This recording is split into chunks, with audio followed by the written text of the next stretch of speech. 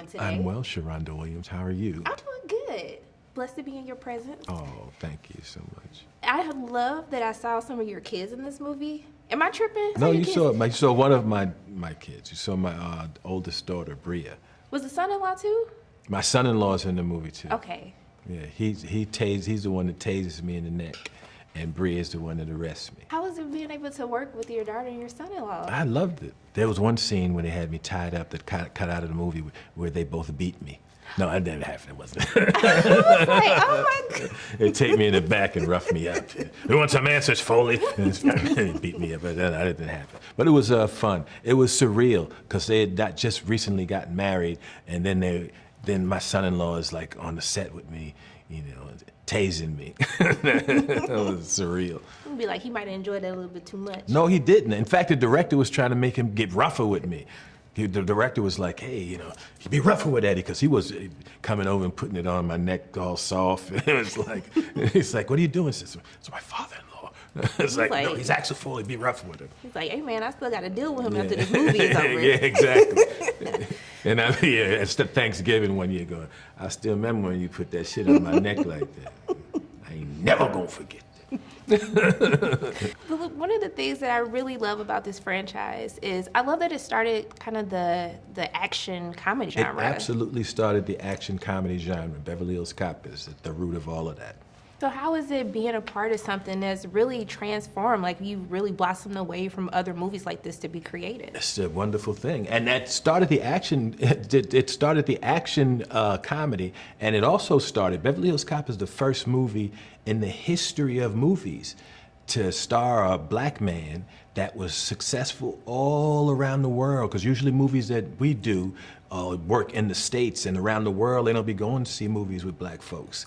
But Beverly Hills Cop is the first movie that, you know, global audience, and that started to open the eye. That's where you get Will and The Rock and all that stuff. It all starts with Beverly Hills Cop. Guys like that, you better let them know, okay? Because that was going to my next question. I mean, I want to see more of that. You know what I mean? Like, that's what I started growing up on, and I want to know for those out there that's trying to, you know, be a part of that genre, to be a leading black man. I want to know what advice you would have for them. Well, you know, I don't give advice, because each person is, each artist is kind of like on their own journey, and there really is no blueprint.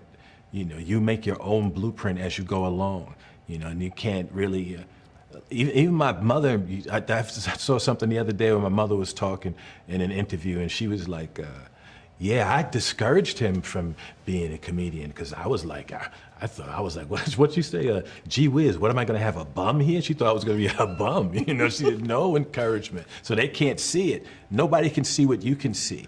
And to choose to be an artist, you know, that if you go, okay, that's what I'm gonna do with my life, I'm gonna be an artist. That's, you know, you can't get any help with that, and you gotta go your own way. There's really no advice that you can give. You just gotta know in your heart you're doing what you're supposed to be doing. I like that. Do your own thing, make your own way. Absolutely. I do love that there's still this father-daughter connection. You know, and I think as I've been getting older, I kind of been reminiscing through my childhood with my parents, and I want to know for you, like, what's kind of one of those things that you wish you would have known when you started becoming a father? Like, what's one of those things about fatherhood that you wish you would have known? Well, you know, everything kind of unfolded kind of naturally with my kids. It was really easy. I took to it, and I was involved, and I was hands-on, and loved it. And they became the center of my life from the beginning. And so it was never an awkward transition, or it just, everything kind of happened just naturally. Because I'm there, I'm always there. All my kids can tell you where daddy is and what room he's in, and but they might even tell you he's in the such and such room, and he's got on a black shirt, and he's drinking and such and such. I'm like, my kids know where daddy is all the time. Look, I really want to thank you for taking time out of your day to speak with me. It's truly made my day. I appreciate you. And I'm just sending nothing but love and light your way. I hope you have a great day. You too. Thank you so much. Thank you so much. Can we talk about Bobby for a moment? My emotionally intelligent king. Oh, thank you. Yes. Wow, I'll take it. I'm flattered. Okay, like changing like what we see as cops depicted in TV. Yeah. Can you talk about like going against the whole macho grain of what we're used to seeing? Sure, thank you. Yeah, well, it's a sidekick to Axel Foley, right? And Axel Foley's thing is he can sort of trick anybody, and he plays on their insecurities, and he manipulates them into doing what he needs them to do to solve his case. I wanted the sidekick to be able to kind of go head to head with him. He'd be like, you can't trick me. And someone who can't be tricked is someone who's more empathetic, someone who can put themselves in someone else's shoes. And that is kind of, by definition, what you're saying, different than the classic machismo action comedy cop guy. And I like the idea of bringing a little empathy to the genre. Okay, I was like, you better not fall for his tricks. Yeah. Don't do that. Exactly. But look, with your character, Kevin, I'm scared of you. Because people who are really nice, like that scares me sometimes. I know we should be nice to people, but I want to know what your character, I like this whole like, you know, this person is very well put together, so smooth, but it's just something about him I don't trust. Yeah. Well, I mean, one of the things that when we were talking about it, he's a guy that is. He keeps trying to find some common ground with Axel. You know, he keeps trying to say, we're from the same world, man. We've gone through the same thing, you know, and it's so not true. You know, we're basically the same guy, and could not be more different, you know. And I think that's part of why you don't trust him, because you see that he's trying to work that angle. Okay, because I was like, what job do you have that allows this fashion budget? Because that's the job that I need, okay? Well, this is a guy who, I make quick reference to my wife having left me. I look at the guy as someone who's desperately trying to get a date, who's like on dating sites at this point in his life. Okay, but I feel like he could get a date. You do? I do. Well, He was dressed nice. I was like, okay. But can you get a date with someone great? Yeah, exactly. Because if you're Maybe attracted not. to women because of your nice watch or Maybe whatever, not. like who are you really getting? But it Yeah. could just be like, I just want a nice put together gentleman, just someone who can dress nice. But that's the thing. If you just look at how they're put together, you just look at how expensive their shoes or their watch are, you're going to get someone See, you can't this is why ultimately I'm trust, single. right? This is why I'm single, This is okay? Maybe I should have kept my clothes. I think you look handsome now. You both Thank you. look handsome now, Hey, okay? So you thanks. still doing good. Y'all still killing it. Appreciate it. You look lovely as well. Thank you. See, now my mom would be proud of you. But I mean, also too, Footloose and Beverly Hills Cop came out in the same year, Yeah. and I love that you're new additions to this franchise. But I have to ask, like, first, why did it take 40 years for you and Eddie to work together? Yeah, Really? yeah. Right. I don't know.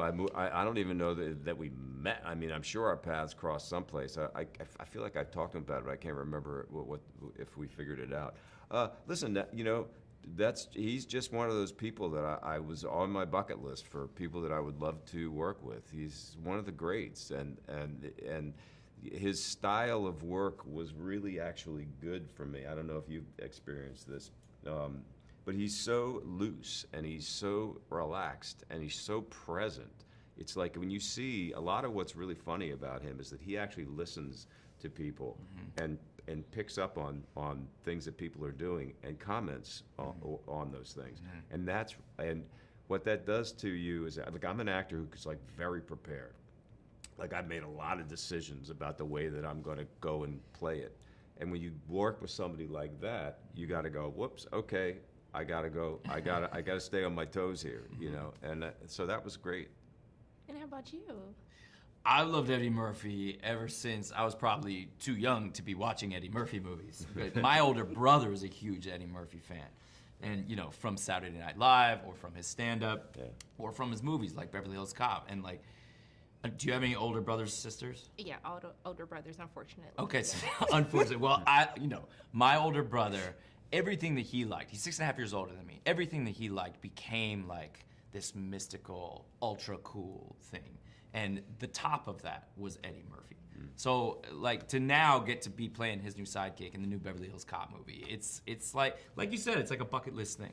Look, I just want to thank you both so much for, like, even taking time out of your day to speak with me. I appreciate you. Oh, And likewise. I'm sending nothing but love and light both your ways. I hope you have a great day. Thanks Thank so you. much. Thank you so much. Thanks I for appreciate coming. it. How are both of you doing today? Good. Good. Can I just say you're icons? So the fact that I'm even able to, like, breathe the same air as you, Aw. I'm freaking out. Well, thank you. I wanted to know, like, you know, doing the first film and being here now, like, there's such a huge impact that this film has had on so many people all over the world. And I want to know for you, like, what does it mean to be a part of something that's really, like, going through generations of inspiring people about these movies? Yeah, we've heard a lot of stories of how the movie has met people in tough times, and it's not something I thought about as a younger actor, but it's very gratifying to hear now. It's like comedy, or we're emotional first responders. But we don't know.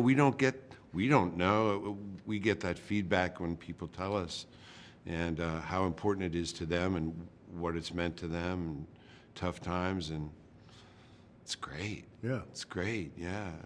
You know, this kind of sparked the whole, like, the action comedy, kind of like the buddy cop comedy as Oh, well. yeah. And I want to know, like, what were some of the films that kind of, like, brought you joy? Like, you spent so many years giving everyone else joy. Like, what were some of those films or genres that really put a smile on your face?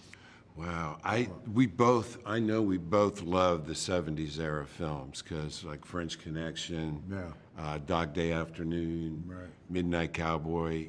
We didn't know what the 80s was. You know, we were just at the beginning, you know.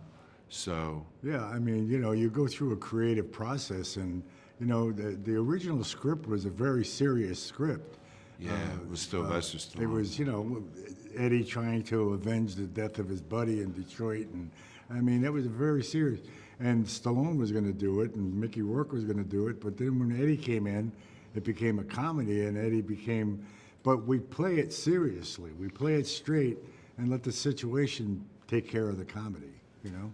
I like that because I like when you have a comedy movie, but then there's like a serious story at heart. And so I like, even with this one, the case is trying to be solved. I think you kind of get the best of both worlds. Right. I think that's what I've always loved about the franchise, because it kind of gives you more than what you're expecting from other films. Well, there's other action comedies where the stars have this glib repartee while they're taking people out, and we don't really do that. It's either life and death Exactly. Right. or comedy. Yeah, we don't. But since you've been playing these characters for over 40 years, like, if you could go back to making the first film, like, what's some advice that you wish you would have had before you finished the first film? Oh, wow. I don't Man, know. the first one's tough because what enters my mind is you have a movie in your mind that you hope will resemble the movie that's completed, but the first one was really the movie we had in our mind, and it's very rare. You know, if you get 80% of that movie that you have in your mind, then that's gold, And you know, but the first scene we shot in the first one was the strip joint scene. Yeah. Where we get the bad guys in a strip joint. Yeah. That was the first time the three of us had worked together. Yeah. And it just clicked. We just clicked right off the bat. yeah. Also, I mean, speaking of those scenes, you know, thinking of the iconic car scene, how was it coming back to shoot that scene for the It fourth was one? nostalgic. Really sweet. It was fun. Yeah, it was the first time the three of us had seen each other in quite a while. Yeah.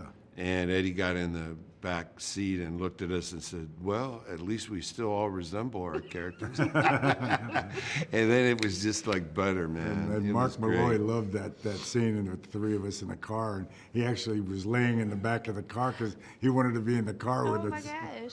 When I saw the still, I was like, movies are back. Like, we're back. I'm excited for this.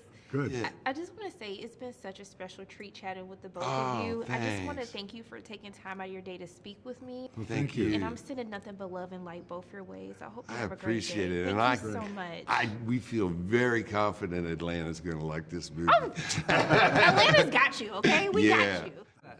I want to know, like, this is your directorial debut. Yes. What the heck? Okay? Yeah, Like, I know. This is a hell of a film. Like, did you have any reservations or nervous? Like, you're working with Eddie Murphy for your first film. No reservations, but definitely some nerves. Definitely some nerves. Yeah, yeah. And very honoured to be trusted and asked by Jerry, you know, to take the keys to the Producing icon. franchise. For you, like, how is it being able to see that we're at Beverly Hills Cop 4, and also too with the first one really being the first action comedy film, starting a whole new genre? Well, that was fun, and we brought it back. I think you need more comedies, and people need a laugh. It's ugly out there right now. Okay. You know, hopefully we can get them to love watching it and enjoying the ride that Eddie gives them.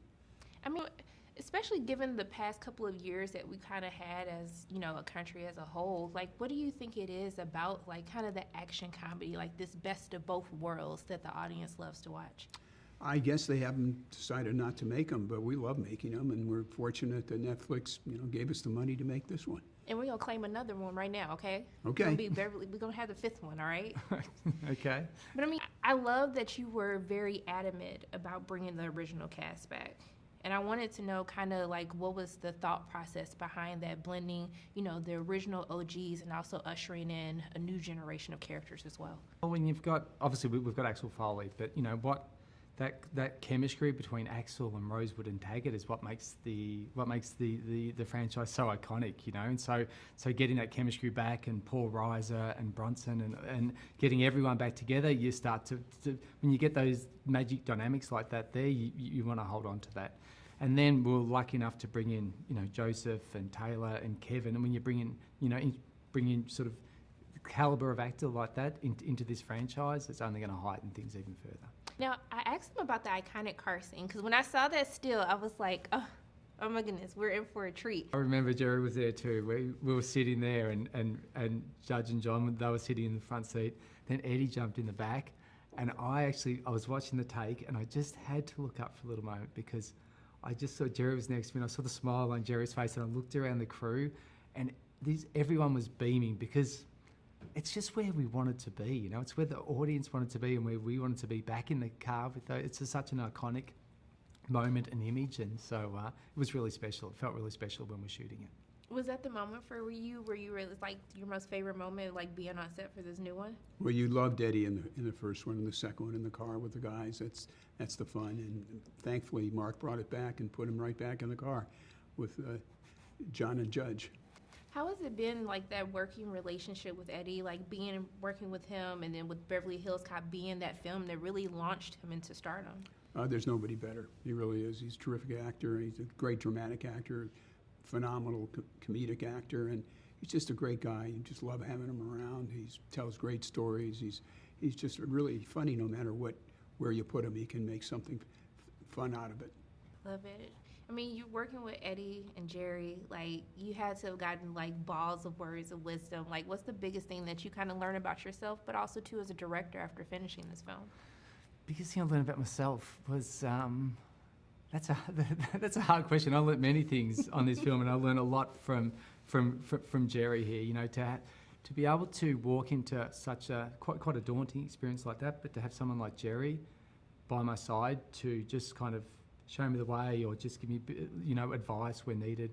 Jerry has such an incredible understanding of films and of the audience and everything. I was just like a sponge, just trying to soak in the advice, and especially from Eddie too. When you're working with someone like that, I was just not trying to act like I knew everything. I was just trying to learn from the greats. Yeah.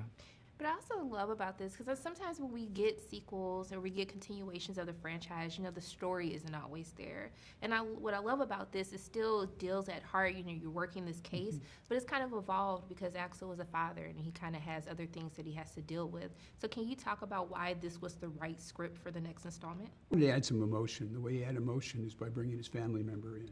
And being estranged from his daughter and trying to patch up their relationship is a nice through line for the movie. And I think it also gives audiences, you know, my thing was I wanted to give audiences everything they wanted from a Beverly Hills Cop film, but I also wanted to surprise them too. You don't expect, you know, to go to a Beverly Hills Cop film and really get that emotional kind of layer through it. And so that's what really, really excited me about the script. And also to see, we've never really seen Axel Foley vulnerable at all, you know. We've never sort of seen that side of him. So that's always brilliant to sort of walk into a film and have a real sense of like, this is something fresh. This is what we're going to show audiences a new side to the character. We went to therapy. We got some action. We had some laughs.